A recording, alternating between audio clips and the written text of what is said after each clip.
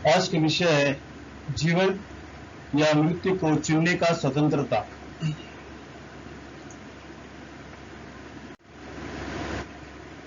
परमेश्वर ने मानव जाति को अपनी सृष्टि के प्रारंभ से ही जीवन या मृत्यु को चुनने का स्वतंत्रता दी है।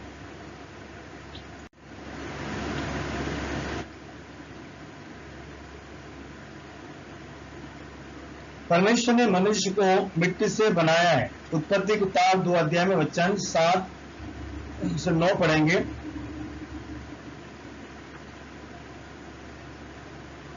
और यहोवा परमेश्वर ने आदम को भूमि की मिट्टी से रचा और उसके नथनों में जीवन का सांस फूंक दिया और आदम जीवता प्राणी बन गया।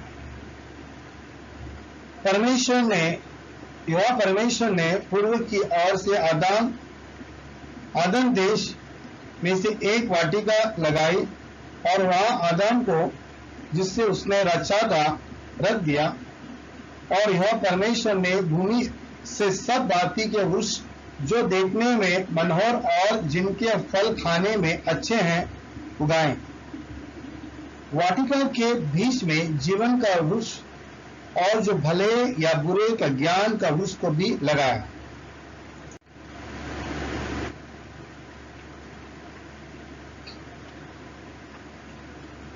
परमेश्वर ने मनुष्य को आज्ञा दी।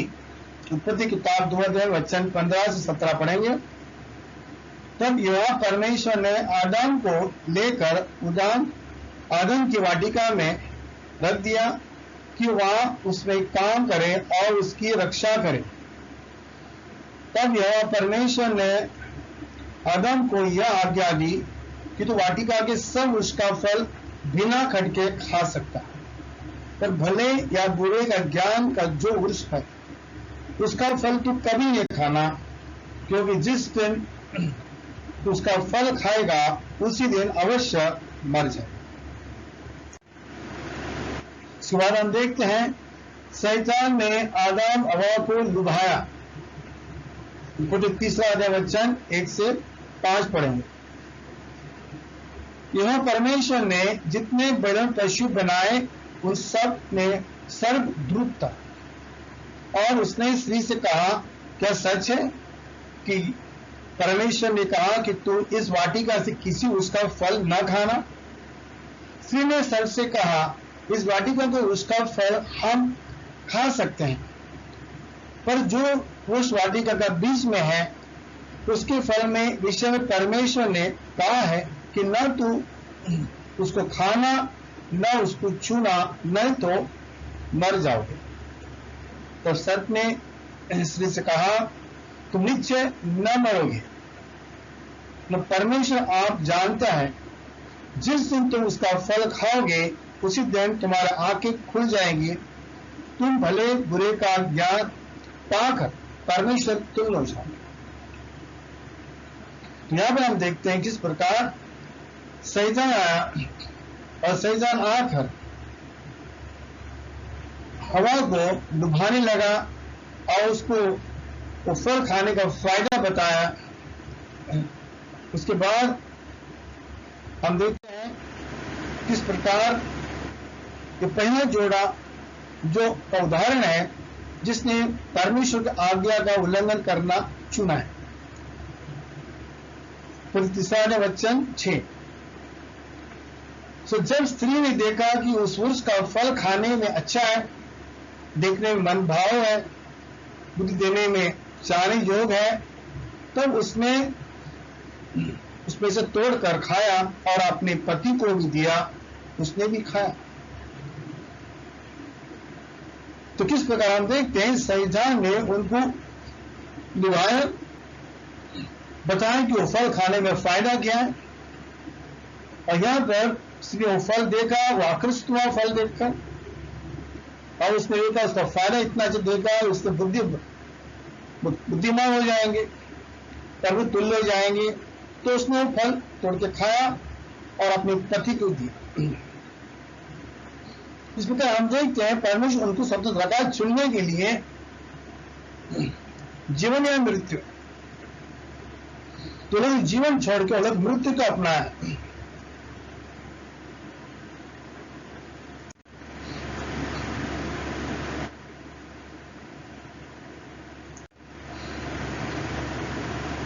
तो परमेश्वर ने आदम हवा को शाप दिया। उत्पत्ति 3 अध्याय वचन 16 से 19 पढ़ेंगे। फिर स्त्री ने से उसने कहा, मैं तेरी पीड़ा को, तेरे गर्भवती होने के दुख को बहुत बढ़ाऊंगा। तो पीड़ित होकर बालक उत्पन्न करेगी और तेरी लालसा तेरे पति की ओर होगी और वह तुझ पर प्रभुता करेगा। पर आदम से उसने कहा, तूने जो अपनी पत्नी की बात सुनी और जिस वृक्ष का फल विषय में मैं तुझे आज्ञा दी थी, तू उसे न खाना, उसको तूने खाया, इसलिए भूमि तेरे कारण श्रापित है। उसकी उपज जीवन भर दुख के साथ खाया करेगा और वह तेरे लिए कांटे कटारे उगाएगी और तू खेत और उपज खाएगा और अपने माथे के पसीने की रोटी खाया करेगा और अंत में मिट्टी में मिल जाएगा, क्योंकि तूने उसी में से निकला गया है। तू मिट्टी तो है और मिट्टी ही में फिर मिल जाएगा। परमेश्वर ने आदम हवा को शाप दिया उनको, क्योंकि उन्होंने परमेश्वर का आज्ञा का उल्लंघन किया।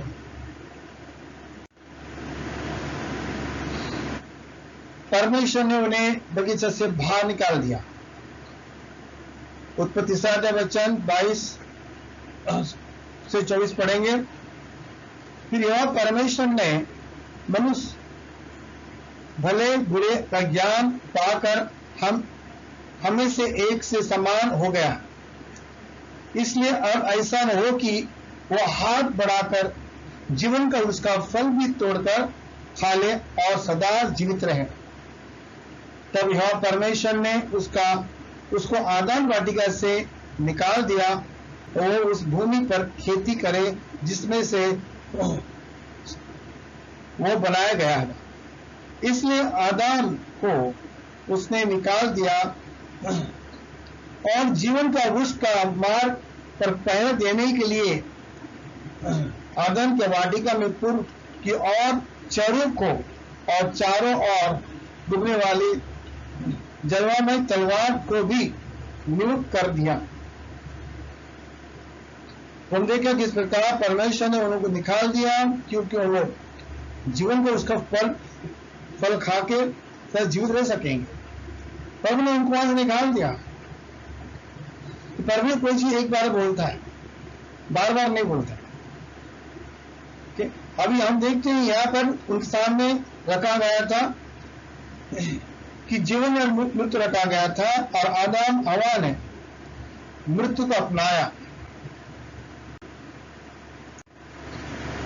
और उनको परमेश्वर ने वहां से निकाल दिया ताकि वो लोग जीवन का उसका फल अब फिर से खा के रह सकते थे। तो पहले उदाहरण बताए कि हमने किस प्रकार परमेश्वर मनुष्य को स्वतंत्र रखा था चुनने के लिए जीवन या मृत्यु, लेकिन उन लोग ने मृत्यु चुना है।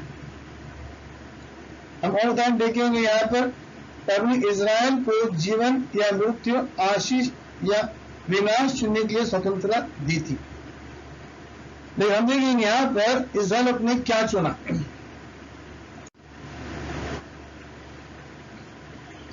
परमेश्वर ने इजराइल को पालन करने के लिए आज्ञा दी थी। व्यवस्था वर्णन में 30 अध्याय में 11 से 14 पढ़ेंगे। देखो, ये जो आज्ञा मैं आज तुझे सुनाता हूं वो तेरे लिए अनोखी और न दूर है, न तो ये आकाश में है कि तू कहे कि कौन हमारे लिए आकाश में चढ़कर उसे हमारे पास ले आए और हमको सुनाए कि हम उसे माने, और न ये समुद्र पार है कि तू कहे कि कौन हमारे लिए समुद्र पार जाए उसे हमारे पास ले आए और हम उसे सुने कि हम उसे माने। और ये वचन तेरे मुंह निकट है, तो तेरे बहुत निकट है और तेरे मुंह और मन ही में है ताकि तू उससे पर चले। फिर बोल रहा है इस्राएल को ये वचन का अर्थ हुए, ये कुछ कठिन नहीं है, मुश्किल नहीं है पालन करने के लिए, न तुमसे दूर है, तो तुम्हारे बहुत करीब है और तेरे मुंह और मन ही में है, ताकि तू उस पर चले। तब उनको आज्ञा दिया परमेश्वर ने, तो बताया उसको आज्ञा का उल्लंघन करने का परिणाम क्या होगा। वैसे विवरण में 30 अध्याय वचन 17 से 20 पढ़ेंगे। परंतु यदि तेरा मन भटक जाए और तू न सुने और भटक कर पराए देवताओं की दंडवत करे, उसकी उपासना करने लगे, तो मैं तुम्हें आज यह चेतावनी दिया देता हूं कि तुम निस्संदेह नष्ट हो जाओगी।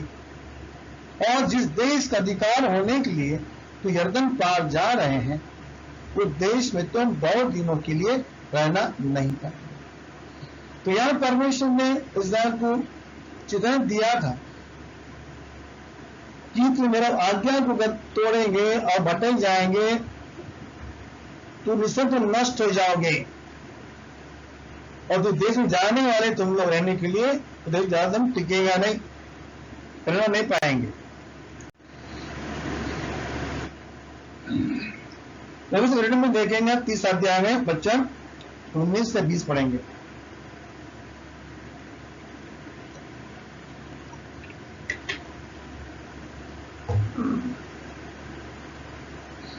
आज आकाश पृथ्वी दोनों तुम्हारे सामने इस बात की साक्षी बनाता हूं कि मैंने जीवन और मरण, आशीष और शाप दो तुम्हारे आगे रखा है।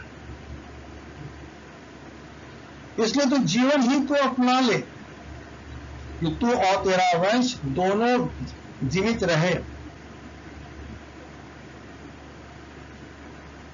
इसलिए अपने परमेश्वर यहोवा से प्रेम करो और उसकी बात मानो और उससे लिपटे रहो।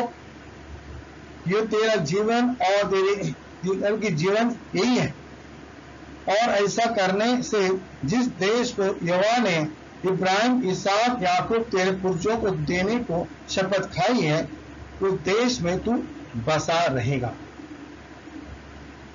तो बताया उनको अभी जीवन रखा है, मृत्यु रखा है, आशीष रखा है, शाप रखा है, और तुम चुनना चाहिए। तुम्हें क्या चाहिए? बोला कि तुम जीवन ही चुनो, ताकि तू और तेरा वंश दोनों जीवित रहेंगे। तो परमेश्वर से प्रेम करो, उसके बात को मानो, उससे लिप्त रहो। तो उनको समझाया ये कहीं तुम्हारा भला है, ओके।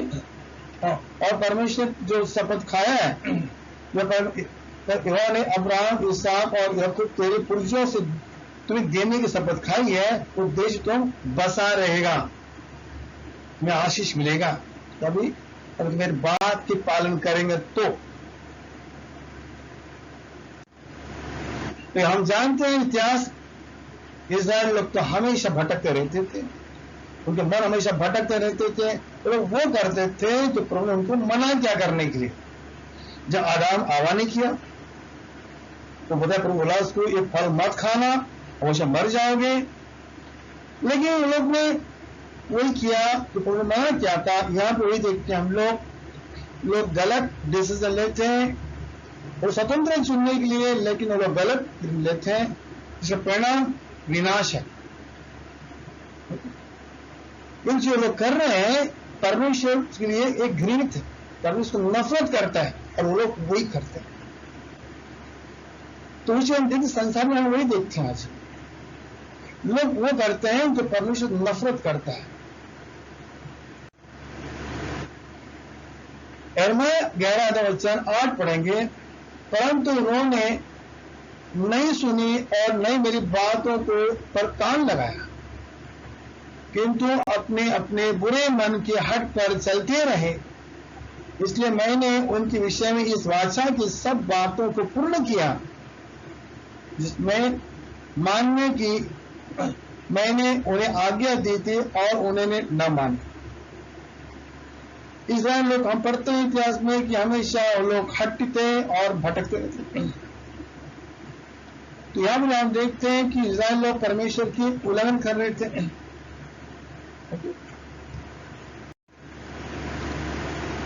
और नियम में देखेंगे हम, परमेश्वर ने प्रत्येक मानव जाति को जीवन और मृत्यु को चुनने का स्वतंत्रता दी है।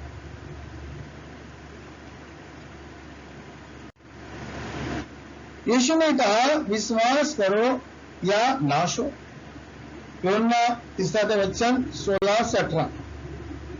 क्योंकि परमेश्वर ने जगत से ऐसा प्रेम रखा कि उसने अपना लौता पुत्र दे दिया, ताकि जो कुछ पर विश्वास करे वह नाश न हो परंतु अनंत जीवन पाए। परमेश्वर ने अपना पुत्र को जगत में इसलिए नहीं भेजा जगत पर दंड की आज्ञा दी, परंतु इसलिए कि जगत उसके द्वारा उद्धार पाए। जो उस पर विश्वास करता है उसको दंड की आज्ञा नहीं होती। जो विश्वास नहीं करता वो दोषी ठहर चुका है, क्यों? इसलिए कि उसने परमेश्वर के पुत्र के नाम पर विश्वास नहीं किया। तो यहां पर हम यीशु बता रहे हैं कि परमेश्वर जगत से इतना प्रेम किया। जगत कौन? मनुष्य। कौन सा मनुष्य है? हमसे पापी मनुष्य। परमेश्वर ने इतना प्रेम किया कि उसने अपना इकलौता पुत्र को दे दिया, ताकि उसके द्वारा मनुष्य उद्धार पाए, नाश न हो। और बचाने के लिए परमेश्वर ने पुत्र जगत में भेजा। लेकिन परमेश्वर ने कहा, जो विश्वास करेगा, उस भरोसा करेगा, उस वचन पर विश्वास करेगा, वचन का पालन करेगा, वो आदमी नाश नहीं होगा, उन्हें अनंत काल का जीवन मिलेगा। ओके? यानी जो उस पर विश्वास करता है उस पर दंड की आज्ञा नहीं होती। उस विश्वास नहीं करता वो दोषी ठहर चुका है। तो परमेश्वर ने उसके उपाय भेजा है। अब बड़ी डिपेंड होता है और उद्धार चाहिए उनको, उसको विश्वास करके उसके बात को सुनो, उसको मानो, तो उद्धार पाएंगे। अगर तुम विश्वास न करोगे तुम दोषी ठहर चुका है। तो मनुष्य में से निर्णय लेना चाहिए। तो हम देखते हैं, संसार में देखते हैं बहुत थोड़े लोग यीशु पर विश्वास करते हैं और परमेश्वर की इतना महान योजना को अपनाते हैं और उद्धार पाते हैं। बहुत सारे लोग जो है यीशु को विश्वास नहीं करते हैं, उस बात को विश्वास नहीं करते हैं, क्योंकि उनको पाप में बहना है, उनको पाप में चलना है। तो अगर उसे विश्वास करेंगे तो हमें अपने पाप को छोड़कर आना पड़ेगा। यीशु ने कहा, विश्वास करो या पाप में मरो। यूहन्ना 8:8 में लिखा है। मैंने तुमसे कहा कि तुम अपने पाप में मरोगे, कि तुम विश्वास न करोगे कि मैं वही हूं, अपने पाप में मरोगे। यीशु ने कहा उन लोगों को, इसलिए तो तुमसे कहा कि तुम अपने पाप में मरोगे और विश्वास नहीं करोगे मैं वही हूं। तो यीशु बोल रहे हैं कि तुम विश्वास करो उस पर या तो अपने पाप में मरो। तो मनुष्य को चुनना है, विश्वास करके उद्धार पाना और विश्वास नहीं करके अपने पाप में रहकर उसमें मरना। मनुष्य चुनना चाहिए। तो मनुष्य स्वतंत्र रखा है, वो चुन सकता है उसको उद्धार चाहिए क्या उसको मृत्यु चाहिए। जब यीशु ने कहा पछताओ या नाश हो जाओ, जो किताब 13:3-5 पढ़ेंगे, मैं तुमसे कहता हूं कि नहीं, यदि तुम मन न फिराओगे तो तुम सब इसी रीति से नाश हो जाओगे। ये क्या तुम समझते हो कि वे 18 जन जिन पर सिलोह की गुम्मट गिरा और वे सब दब के मर गए, यरूशलेम से और सब रहने वालों से अधिक अपराधी थे? तो तुमसे कहता हूं कि नहीं, पर यदि तुम मन न फिराओगे तो तुम सभी इसी रीति से नाश हो जाओगे। सो बोल रहा है लोगों बोल रहा है यीशु मसीह, तुम मन फिराओ। बताया कि कहता हूं, परंतु यदि तुम मन में फिराओगे तो तुम सब इसी से नाश हो जाओगे। जो बोल रहा है मन फिराओ या तुम नाश हो जाओ। तो संसार में हर मनुष्य को मन फिराना जरूरी है, कि हर मनुष्य पापी है और बिना पश्चाताप करे, बिना मन फिराए पाप की क्षमा प्राप्त नहीं होती है।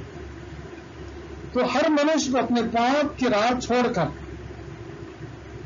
प्रभु की राह पे चलना है, तो राह को अपनाना है, नहीं तो पाप में वो नाश हो जाएगा। हम में लेना है, स्वतंत्र रहना है हमें, कि हमें पाप रहना है और क्या प्रभु ईश्वर के साथ चलना है, हमें इसे हमें निर्णय करना है जीवन में। संसार छोड़ने से पहले प्रत्येक मनुष्य को निर्णय करना है कि मुझे पाप को छोड़ना है और यीशु को अपनाना है। यीशु ने कहा, यदि आप मुझे स्वीकार करते हैं तो मैं तुम्हें स्वीकार करूंगा। 32-33 पढ़ेंगे। जो कोई मनुष्य के सामने मुझे मान लेगा, उसे मैं भी सब पिता के सामने मान लूंगा। तो जो कोई मनुष्य सामने मेरा इनकार करेगा, उससे मैं भी अपने सब पिता के सामने इनकार करूंगा। इस संसार में हम यीशु को स्वीकार करें, उसको मान ले, अपनाएं उसको, या उसको इनकार करें, हमारे डिपेंड है। प्रत्येक मनुष्य निर्णय ले सकता है, चाहे यीशु को स्वीकार कर सकता है, अपना सकता है। जो उसको अपनाएंगे संसार में, स्वीकार करेंगे उसको, तो यीशु मसीह भी उसको बाद में स्वर्ग में स्वीकार करेगा। इस संसार में अगर वो यीशु मसीह को इनकार करेगा, रिजेक्ट करेगा, तो यीशु मसीह भी स्वर्ग में पिता सामने उसको इनकार करेगा। तो हमें निर्णय लेना है, इसको स्वीकार करे या उसको इनकार करे। स्वतंत्र है, प्रत्येक मनुष्य स्वतंत्र इस चीजों में। मार्थ ने कहा, यीशु ने कहा, बपतिस्मा लो और उद्धार पाओ। मार्क 16 से 16 पढ़ेंगे। उसने उनसे कहा कि उन सारे जगत में जाकर सृष्टि लोगों को सुसमाचार प्रचार करो। यीशु मसीह जब मरने के बाद उसको पुनरुत्थान हुआ था, ऊपर जाने से पहले उसने अपने शिष्य को आज्ञा दिया, तुम जाकर सब लोगों को, सृष्टि को, लोगों को सुसमाचार प्रचार करो। सोचकर क्या है, यीशु मसीह हमारे पापों के लिए मरा गया, वो गाड़ा गया, पुनरुत्थान हुआ। जो विश्वास करेगा इस बात और बपतिस्मा लेगा, उसी का उद्धार होगा। परंतु जो विश्वास न करेगा वो दोषी ठहराया जाएगा। और प्रत्येक मनुष्य पर स्वतंत्र चुनने के लिए तो विश्वास रखे, बस लेवे हो, या विश्वास नहीं करे तो नहीं लेवे, उस पर डिपेंड है, समझते नहीं है। प्रत्येक मनुष्य को खुद आजादी है चुनने के लिए। विश्वास करके, पाप से पश्चाताप करके यीशु मसीह बपतिस्मा लेवे और पाप से मुक्ति पाए, या यीशु मसीह को रिजेक्ट करे और बपतिस्मा न ले और पाप में रहे और अनंत काल पे मरे। तो प्रत्येक लोगों के ऊपर ये स्वतंत्रता है। तो यीशु बोल रहा है उनको, यीशु क्या बताया यहां पर, जो विश्वास करेगा और बपतिस्मा लेगा उन्हीं का उद्धार होगा, जो विश्वास नहीं करेगा वो दोषी ठहराया जाएगा। जिसको उद्धार चाहिए उसके मौका है, उद्धार प्राप्त कर सकता है। उसको उद्धार नहीं चाहिए तो उसको पुकार के वो दोषी ठहराया जाएगा।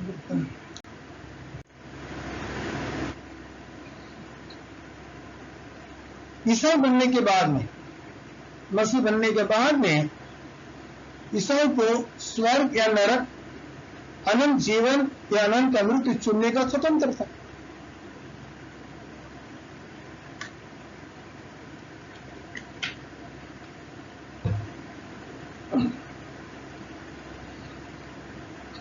मसीह बनने के बाद में भी हमें स्वतंत्रता है। क्या हम विश्वासी रहे या विश्वासी बने? हमें अनंत काल तक हमें ऐसा रहना है तो हमें रहना है, हम स्वतंत्र है।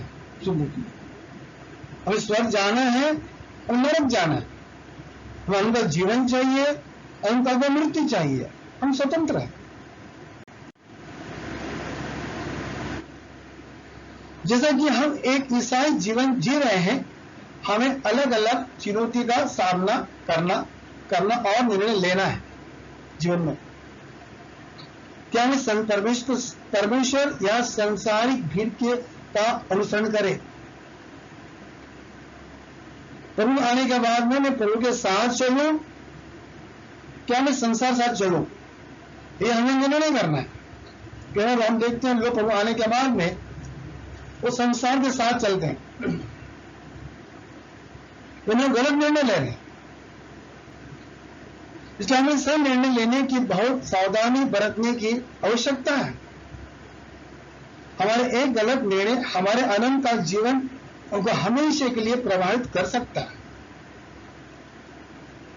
हमने देखा है आदम हवा को उदाहरण देके हमको सीखा उससे, वे शैतान का अनुसरण करना चुना और परमेश्वर के आज्ञा को उल्लंघन किया।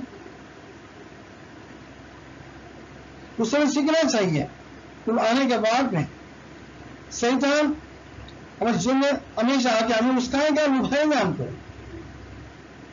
लेकिन हमें सावधान रहना चाहिए। हम देखा है इस्राएल को उदाहरण देके हमने,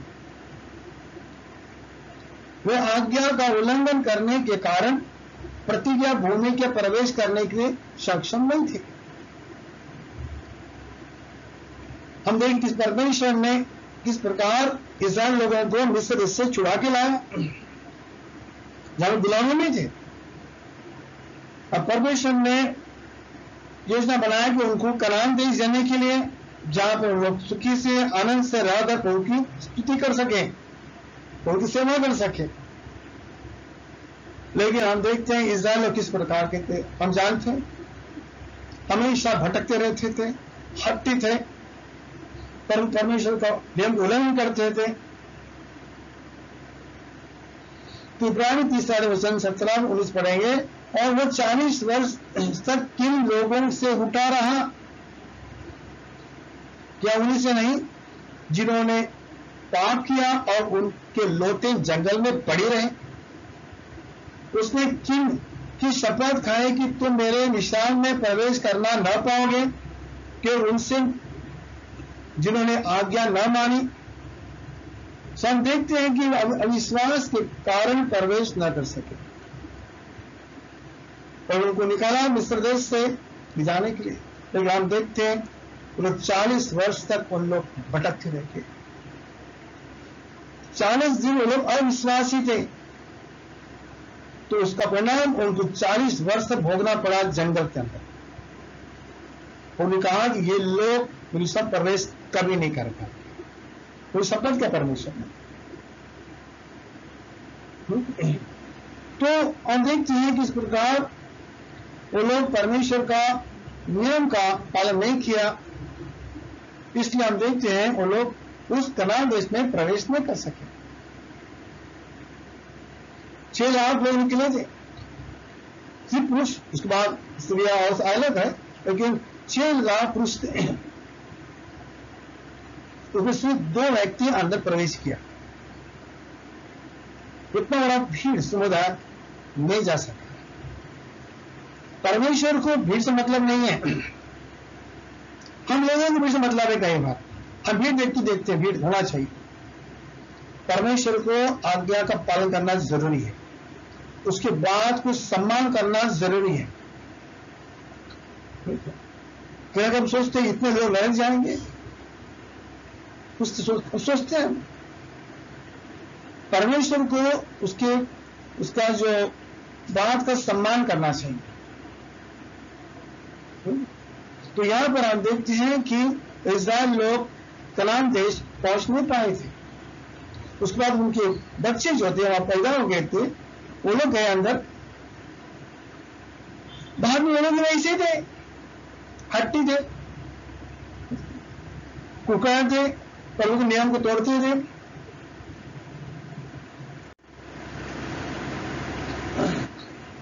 और शैतान हमें धोखा देने के लिए हमारे जीवन में अलग अलग योजना लेकर आता है,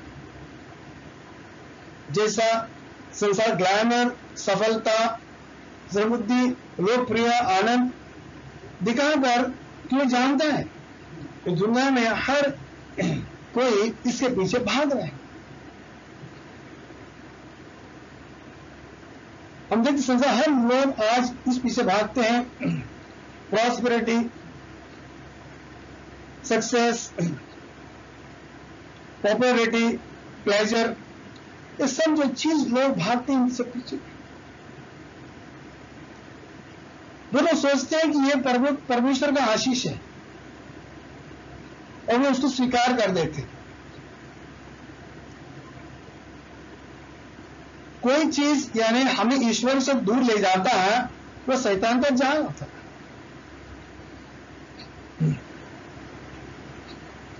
यदि हम परमेश्वर से प्रेम करते हैं तो हम परमेश्वर की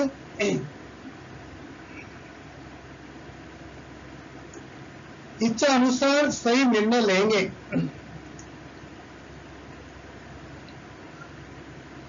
तो इसी प्रकार हम देखिए, संसार में हम देखते हैं शैतान तरह तरह की अच्छी दिखाकर हमें निभाता है। जिस प्रकार शैतान हवा को, आदम को निभा रहा था और वो शैतान के बातों में आ गए, शैतान उनको फायदा बताया फल खाने का। तो शैतान हमें भी निभाता है इस संसार में। जो प्रभु लोग आने के बाद में संसार चीजों को देखते रहते हैं, इस संसार सब ग्लैमर दिखाता है शैतान उनको, पता है ये सब सुख हमें यहां मिलेगा, मंदिर में कुछ मिलने वाला नहीं है आपको। और हम कहीं सोचते हैं कि ये सब चीज सही सुख परमेश्वर देने वाला है हमको, और हम शैतान बात में आकर हम कभी कई बार गलत निर्णय लेके हम प्रभु को छोड़कर हम फिर लौट जाते संसार के अंदर।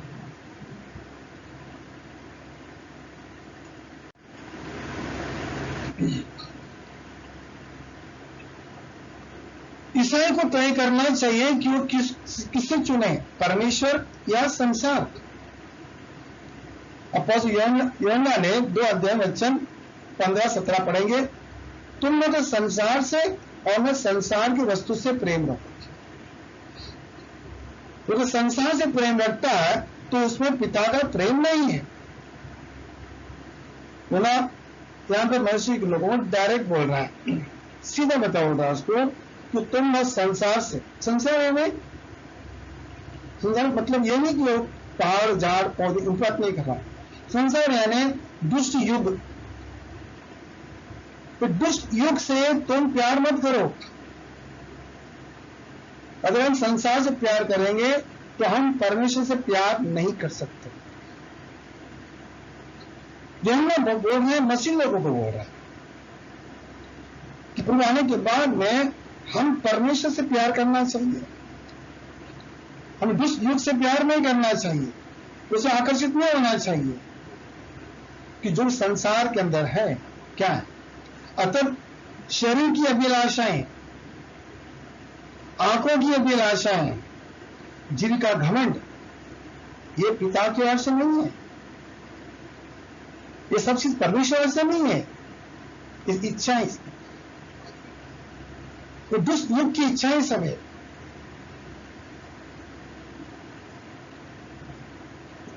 परंतु संसार की ओर से है, ये दुष्ट युग की ओर से है। तो हम इसे देख के हम सौदा लेना चाहिए। केवल हम देखते हैं कि लोग इस चीज देखते हैं और उसका आकर्षण हो जाते हैं और वो उसमें चले जाते हैं। तो संडे को देखते हैं मंडली में, बाकी पूरा हफ्ता भर संसार में खोए रहते हैं। तो उस प्रकार जीवन नहीं जीना चाहिए, हमें एक ही जगह रहना चाहिए। क्या हम परमेश्वर से प्यार करते हैं, क्या हम संसार से प्यार करना चाहते हैं? हम नहीं करना है। हम किससे प्यार करना चाहते हैं? क्योंकि हम जो संसार, उसकी अभिलाषाएं, इच्छाएं सब मिटते जाएंगे। ये सब इच्छाएं जो है सब मिटते जाएंगे। पर जो परीक्षा पे चलता है तो सदा बना रहेगा। तो अगर हम इस संसार से प्यार करेंगे तो हम ये सब इच्छा पीछे भागते रहेंगे जीवन भर। हम पूरी इच्छा पूरा कभी नहीं कर सकेंगे। और इच्छा मिट जाएंगे तो हम मिट जाएंगे। तो जो पूरी इच्छा पे चलता है वो सदा बना रहेगा। तो हमें स्वयं निर्णय करना चाहिए, हम स्वतंत्र चुनने के लिए कि हम परमेश्वर को अपनाओ, प्यार करो, क्या मैं संसार से प्यार करो। हम दोनों से प्यार नहीं कर सकते।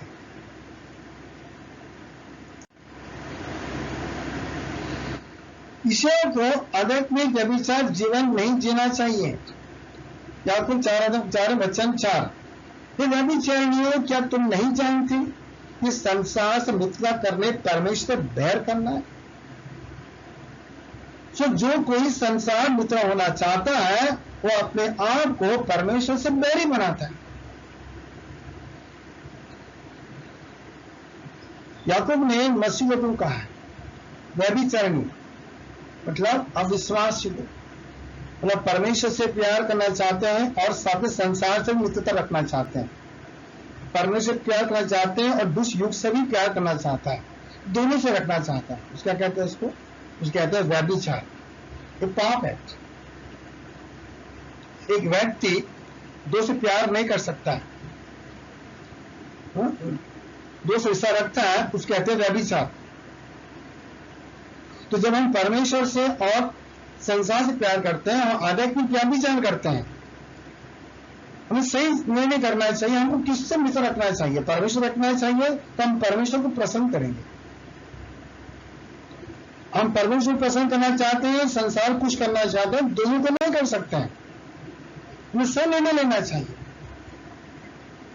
अगर संसार का मित्रता करना चाहते हैं हम परमेश्वर के शत्रु बन जाते हैं, बैरी बन जाते हैं। हम उदाहरण देखेंगे मूसा के बारे में। मैंने अपने पढ़ा होगा मूसा के बारे में। इब्राहिम चैप्टर में 11 अध्याय वचन 24 और 25 पढ़ेंगे।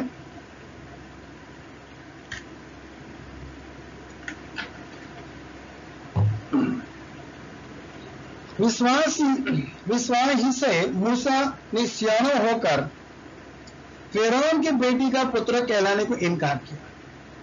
और जानते हैं मूसा मिस्र की राज में बड़ा हुआ, फिरौन के घर में बड़ा हुआ, वो परवरिश हुआ उसका।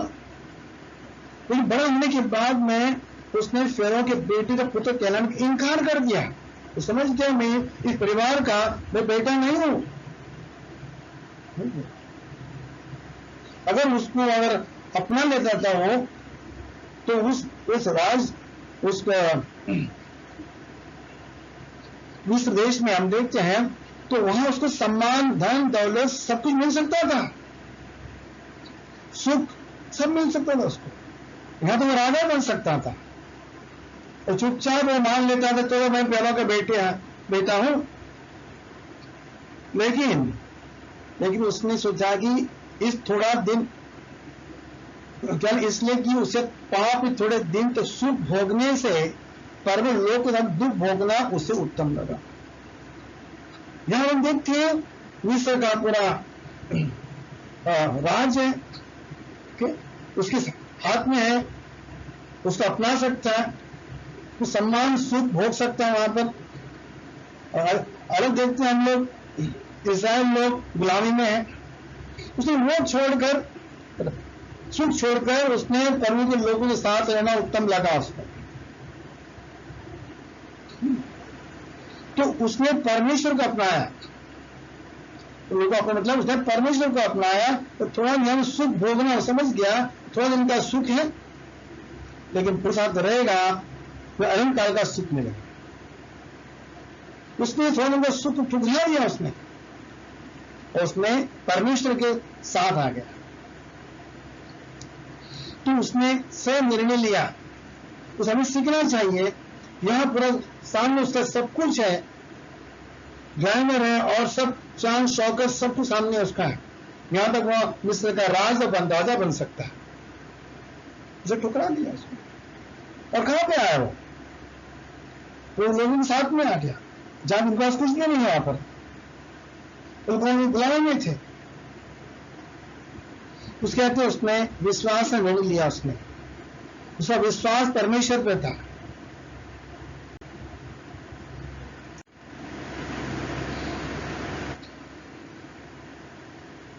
ईश्वर ने कहा दो रास्ते हैं, एक अनंत जीवन के लिए और दूसरा अनंत विनाश के लिए।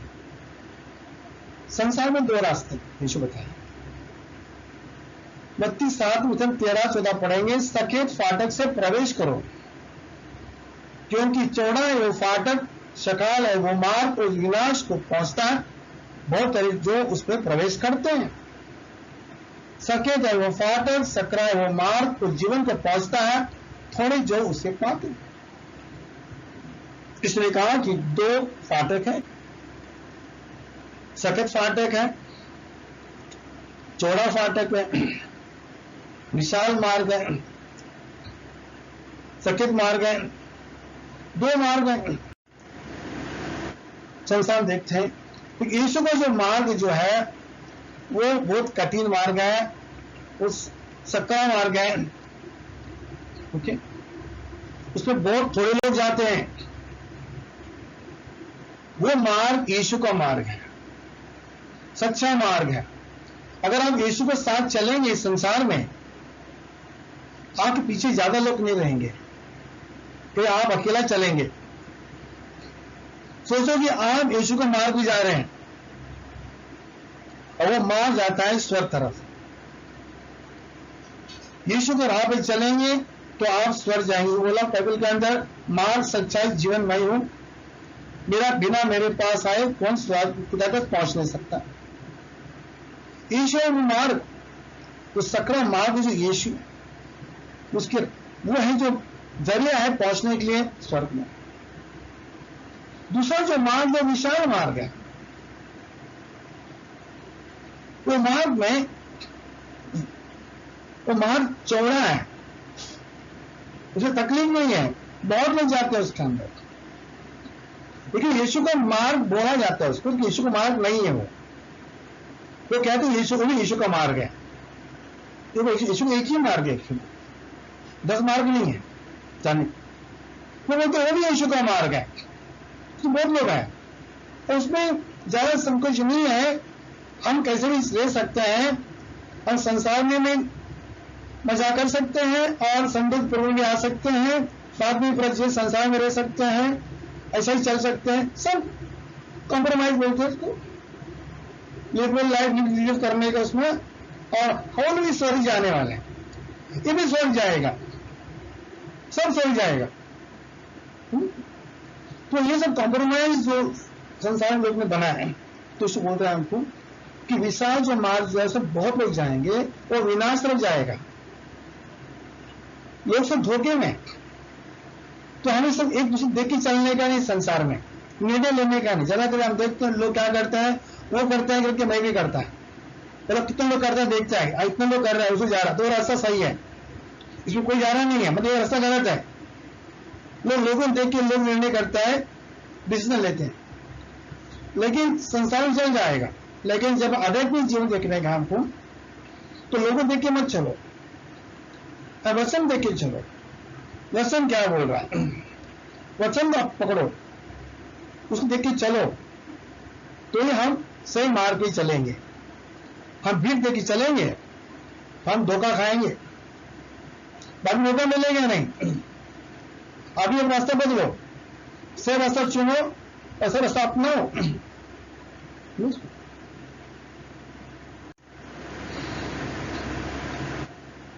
पौलुस ने गलाती चर्च को लिखा है, चुने कि आप क्या बोलना चाहते हैं।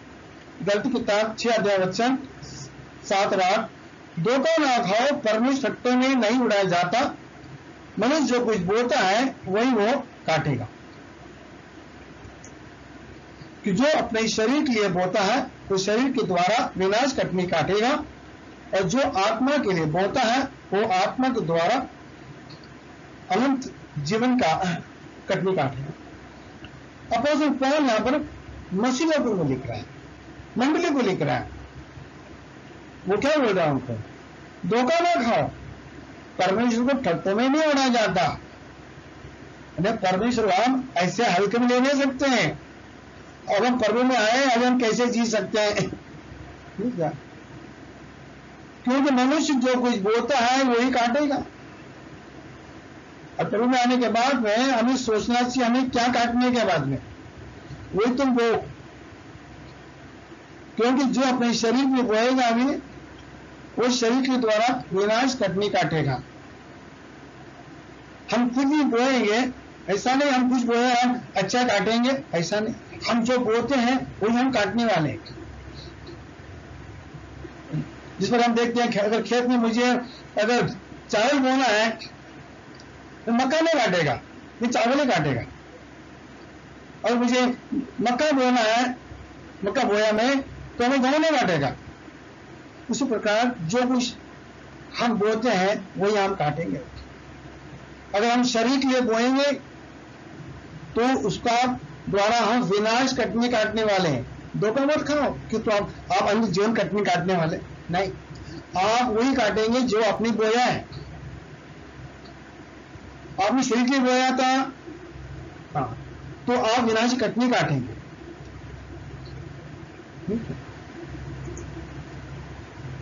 आपने आत्मा के लिए बोया है तो आप अनंत जीवन कटनी काटेगा। आपने जो बोया है वही आप काटेंगे। इसलिए सावधान से वो आपको आगे क्या काटने के बैठ के, क्योंकि आपको आगे वही काटना पड़ेगा, क्योंकि आपने बोया था वो, और किसने बोया नहीं था, आपने बोया है, वो आप काटेगा बैठ के। इसलिए हमें सही डिसीजन लेना, हम स्वतंत्र चुनने के लिए, क्या हमें शरीर के लिए बोलना है कि आत्मा के लिए बोलना है। तो आपको क्या काटना है भाई, क्या काटना है? विनाश काटना है, यानी जीवन काटना है, वही आप वो स्वतंत्र है। फिर आने के बाद में हम स्वतंत्र है, हम लोग अभी भी हम चुन सकते हैं।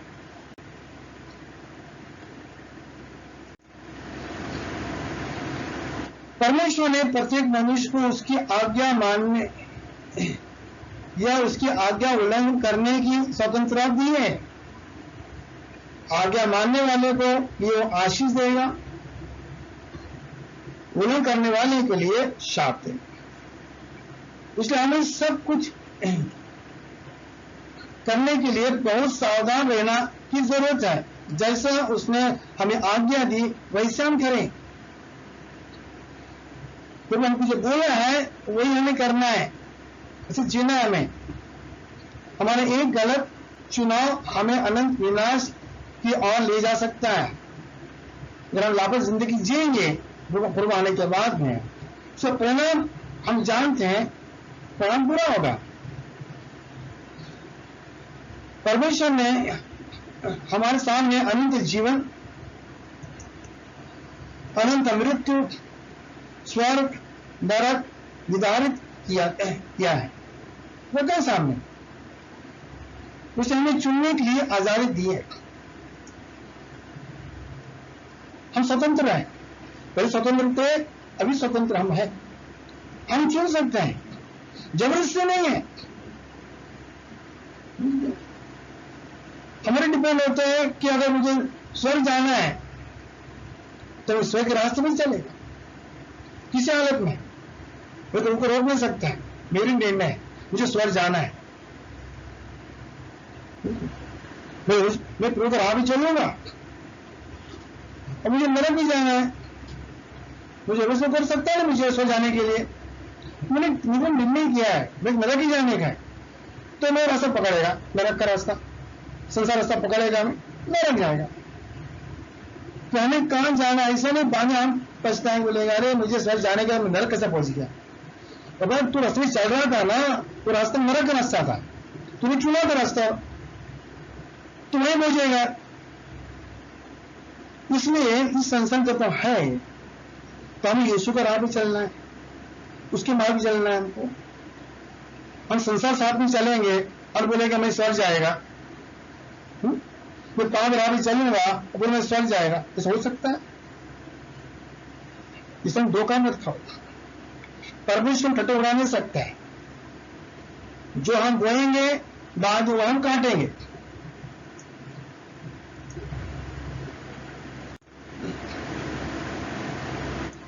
तो ये थोड़ा पिक्चर दिखाया आपको मैं। तो स्वर्ग का रास्ता है, नरक का रास्ता है। मरने के बाद मनुष्य को ये दो रास्ता का अपनाना है। जो रास्ते में चला है वो रास्ते में पहुंचेगा।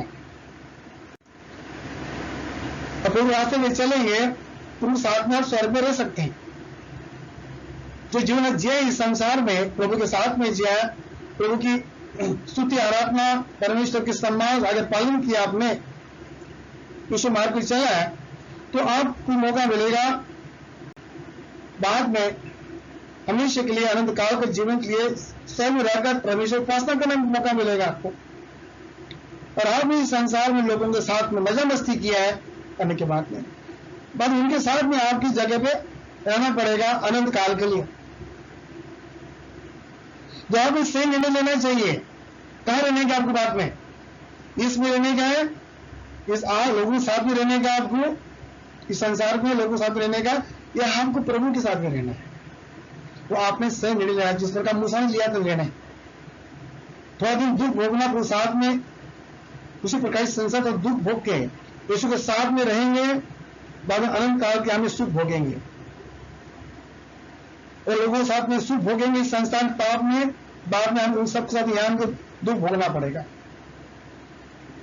अभी हमें लेना है, हम स्वतंत्र है, हम चूज कर सकते हैं हमको कहां जाना है। कोई जबरदस्ती नहीं है किसी को। ओके, आमीन।